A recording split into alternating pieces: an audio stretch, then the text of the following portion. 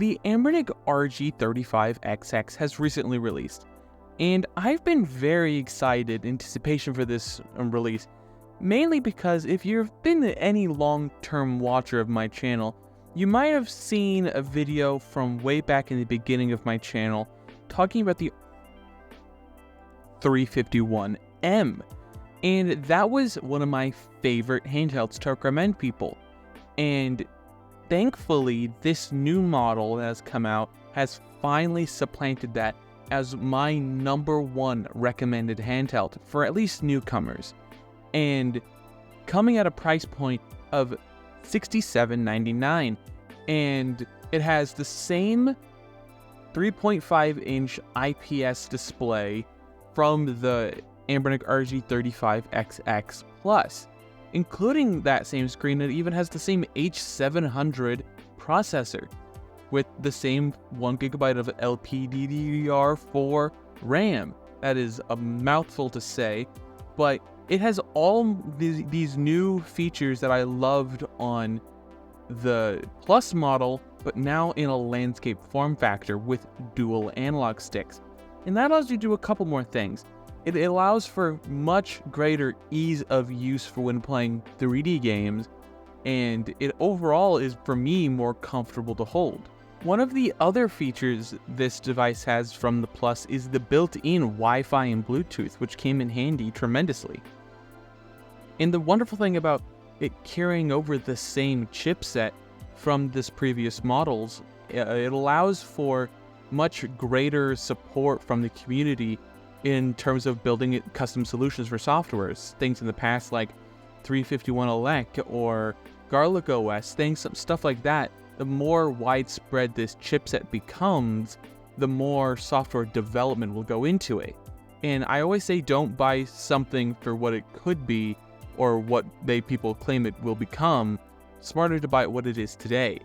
But if there was any instance for me to have faith in some sort of software development, would be in this case, because the community has already taken in its hands developing new software suites and new plugins and all that stuff to get certain consoles running at all or running even better than they already are. And that's something that I really get excited about, is just seeing how quickly the community has really taken these systems into their own hands and develops some interesting plugins and stuff like that. The overall build quality of this device is your standard Anbernic affair. It is really well built, the solid D-pad. I wish they didn't do the sideways aligned bumpers, but that's what you get with this slimmer form factor. So I'll take it. If that's like the one annoying thing about the control scheme, that's fine. I can live with it. And a really nice feature that comes with this form factor is portability. This device is roughly 10-20% on average smaller than the Plus model. So that really just lends itself to being far more portable and pocketable. And with it being in this landscape form factor, allows it to be a lot skinnier in terms of width compared to the Plus model, which is pretty chonky and pretty big in terms of just sheer footprint in the pocket.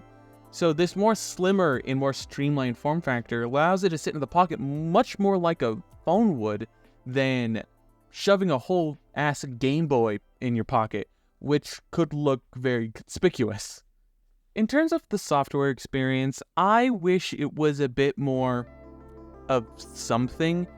It's not that I don't like the software experience, it's just very Anbernic as of recently to have these really strange icons and this overall just lackluster in terms of design, which is something that can be fixed by the community. So the moment I see some custom firmware or some sort of custom launcher released for this handheld, I am immediately downloading it, because while it is not unusable, by any means it is not unusable. And if nothing ever gets released, I can live with it.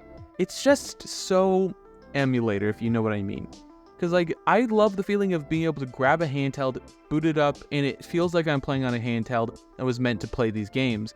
And when I boot up most Anbernic devices or most other emulation devices without a custom skin on or something, it just sort of feels like I'm grabbing one of those crappy handhelds you play with or you get from like Walgreens or something.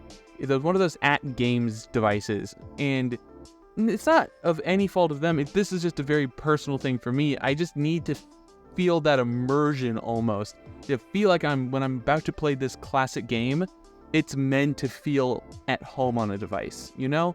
And that might be me being very particular or very annoying and being a bit of a nitpicker about my handhelds, but I think it's important to fully enjoy the experience the best you can, and if that is hampered in any way by even just navigating to the game you want to play, and it sort of lowers your immersion a bit, it should be accounted for. And at least it's something that I like to mention. Moving on to performance. The performance of this device is crazy. It tops out about at the PSP to N64 era of consoles. Flawlessly plays PS1 games, Super Nintendo, all the classic 16 and 8-bit consoles. Plays all your Game Boy games you could ever want. Overall, it was very impressive to see the performance of this device. When it comes to PSP games, it comes with frame skip on by default, so I turned that off, and I was able to really, see the performance of this device. And I would say roughly 65 to 70% of the library should be playable without any performance enhancing or any fiddling with the settings. Straight out of the box, turning off frame skip at native res, you'll be playing around 65 to 70% of the library. That's before the community comes in and does stuff to this device, which we've seen on other handhelds like the Plus model. When it comes to N64 games, I used the Rice plugin, and I was able to get most of the N64 library to run pretty good. It can cause some graphical artifacting or flickering in certain games like in Mario 64, but it didn't really bother me that much, and it played all the important games. I didn't test a great variety of N64 games. I sort of got the hits that most people would probably end up be playing. Stuff like Paper Mario, stuff like Mario 64, Star Fox, Mario Parties, Mario Karts, all your standard Nintendo fare. Even Smash Brothers, which was a little finicky when it comes to shader caching, it ended up being just fine, and not the worst experience I've ever had on one of these handhelds. And one of my favorite games to test is Banjo-Kazooie, because I played that game so much on so many different devices, I'm intimately familiar with how it's supposed to feel. And it runs great. Passes the Yoshi Islands test, so I truly believe this is one of probably the best values for money, coming at $69.99, which is a very good of a bargain price. And that's straight from Anbernic's website. If you want to wait a little bit for these to start popping up on Amazon by like drop shippers and stuff, I would probably expect to pay around $80 to $70, $75 for this handheld on sites other than Anbernic's own site or something like AliExpress.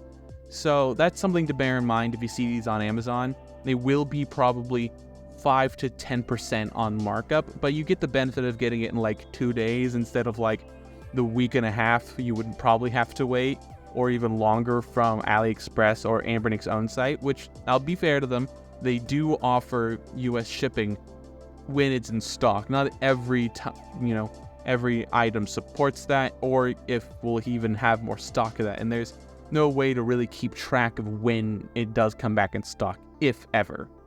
To summarize basically my points, the stuff I like about this handheld, it's the perfect size for portability. It has amazing performance for the money. It comes with a beautiful screen, excellent battery life. It has HDMI out, Wi-Fi, and Bluetooth. Stuff that I truly would never really imagine to see at a price point like this. Some of the stuff I don't like about it, it came out it felt like too soon. The software to me was just a little undercooked. And I wish there was more color options. I remember the days of having so many different color options, and we still do for certain other devices, like the Retroid Pocket 4 comes in a handful of different colors. This one only comes in 3 colors: black, clear, purple clear. That's it. Which makes sense because, Anbernic releases a lot of devices every year, so they can't have a bunch of options for all of them. But I feel like for this one, that's probably going to be hanging around for all year. We should hope to see another one. Hopefully maybe a refresher, like 4 or 5 months with more color options. I could definitely see this being one of those handhelds people might buy multiple times just for different colors. And this is now one of my favorite handhelds to recommend people, alongside the Anbernic RG35XX Plus. I now have a complete recommendation for people who just want that Game Boy styled handheld, and for those who want a more 3D oriented device. And I'm so happy with this device. I hope you guys would love to share your thoughts about this device. I want to hear down below. Are you picking one up? Are you super interested in Anbernic devices still? I'd love to hear all your thoughts, comments, and concerns down below. Don't forget to leave a like, comment, and subscribe. All that other social media garbage down below. Last but not least, have a wonderful day.